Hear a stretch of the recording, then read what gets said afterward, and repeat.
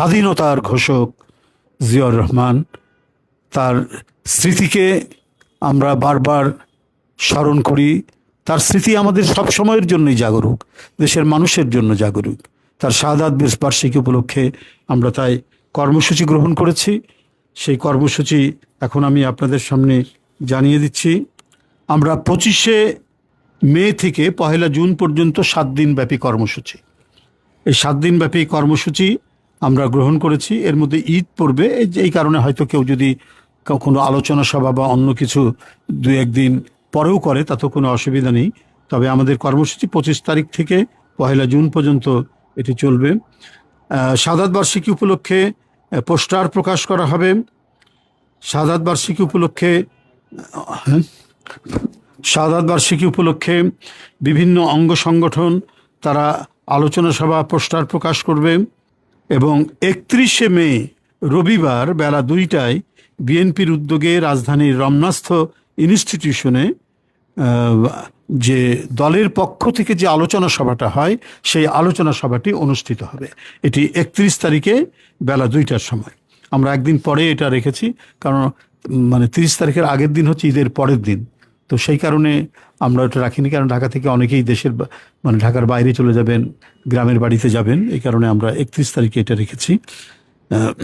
এছাড়াও আপনারা জানেন যে দিবসটি উপলক্ষে বরাবরের মতোই ভোর 6টায় দলের নয়াপল্টনস্থ কেন্দ্রীয় কার্যালয় সহ সারা দেশে দলীয় পতাকা অর্ধনমিতকরণ করা হবে, হাফমাস্ট এবং কালো পতাকা উত্তোলন করা হবে। ওই দিন অর্থাৎ 30শে মে ভোর 6টায় নয়াপল্টনস্থ কেন্দ্রীয় কার্যালয়ে দলীয় পতাকা অর্ধনমিতকরণ ও কালো পতাকা উত্তোলন করা হবে। ওই দিন সকাল 11টায় দলের এখানে যেতে পারেন, সকাল 11টায় দলের সিনিয়র নেতৃবৃন্দ সহকারে বিএনপির নেতৃবৃন্দ এবং অঙ্গ সংগঠনের নেতৃবৃন্দ শহীদ রাষ্ট্রপতি জিয়াউর রহমানের মাজারে পুষ্পার্ঘ্য অর্পণ ও মাজার জিয়ারত করবেন। এবং জিয়ারত শেষে জাতীয়তাবাদী ওলামা দলের উদ্যোগে মাজার প্রাঙ্গণে দোয়া মাহফিল অনুষ্ঠিত হবে।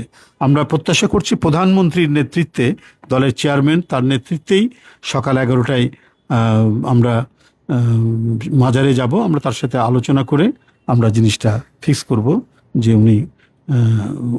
উনি যাবেন। বরাবরই উনি যান, যেহেতু দেশে ফিরে এসছেন, তার নেতৃত্বেই যাওয়া হবে।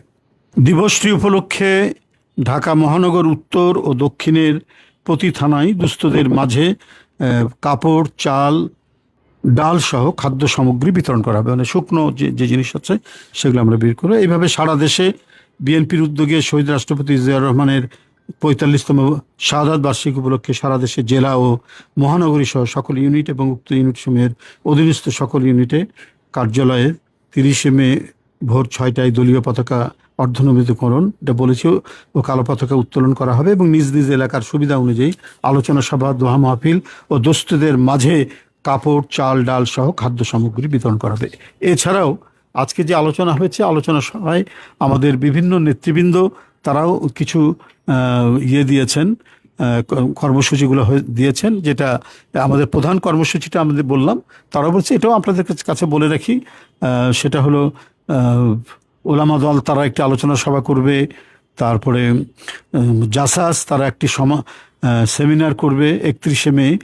তারপরে উলফাত ভাইরা তারাও একটি, মুক্তিযুদ্ধ দল তারাও একটি সেমিনার করবে জিয়াউর রহমানের যুদ্ধ কৌশল বা এগুলোর উপর হয়তো একটা করবেন। তারপরে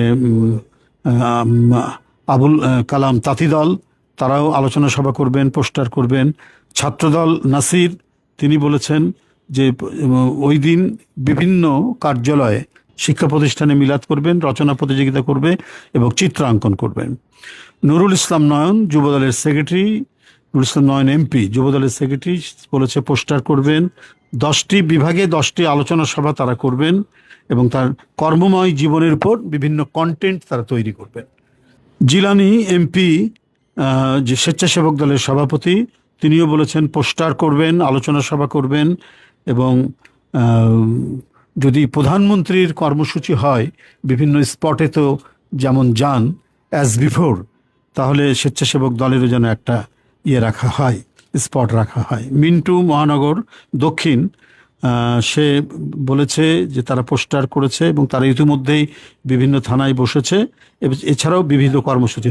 মুস্তফা জামান এবং জাহাঙ্গীর, দুজন নেতা উত্তরের, তারা বলেছে তারা পোস্টার করবে, বিভিন্ন প্রোগ্রামের জন্য তারা ইতিমধ্যে বসেছে এবং বিভিন্ন ইউনিটেও তারা কর্মসূচি করবে এবং দুস্থদের মাঝে তারা নানা ধরনের দ্রব্যাদি বিতরণ করবে। মহিলা দল, তারা বিভিন্ন প্রোগ্রাম করবে, তারাও সেখানে কর্মসূচি করবে, আলোচনা সভা করবে। কৃষক দল আলোচনা সভা করবে, শ্রমিক দলও আলোচনা সভা করবে। আমরা আরেকটা জিনিস যেটা বলতে চাই, যে আজকে আমাদের নেতৃবৃন্দর সামনে সবাইকে বলেছি, জনদুর্ভোগ সৃষ্টি করে এই ধরনের কোনো কর্মসূচি কেউ করবে না। যেমন একটা রাস্তার মোড়ের উপর হয়তো একটা মঞ্চ করে সেখানে হয়তো আলোচনা সভা শুরু করে দিল, এইটা আমরা একবার খুব কড়াভাবে আমরা তাদেরকে নিষেধ করব যে ফাঁকা জায়গা, বাট বা অন্য কোনো জায়গায় তারা কর্মসূচি করবে, অথবা কোনো অডিটোরিয়াম, কিন্তু রাস্তা বন্ধ করে কেউ কোনো কর্মসূচি পালন করতে পারবে না। জাসাস আরেকটা বলেছে, যদি প্রধানমন্ত্রীর প্রোগ্রাম হয় তাহলে এফডিসির সামনে তারা একটা মানে স্পট তারা করতে চায়। এই হচ্ছে আমাদের মোটামুটি আজকের আলোচনা সভার কর্মসূচি।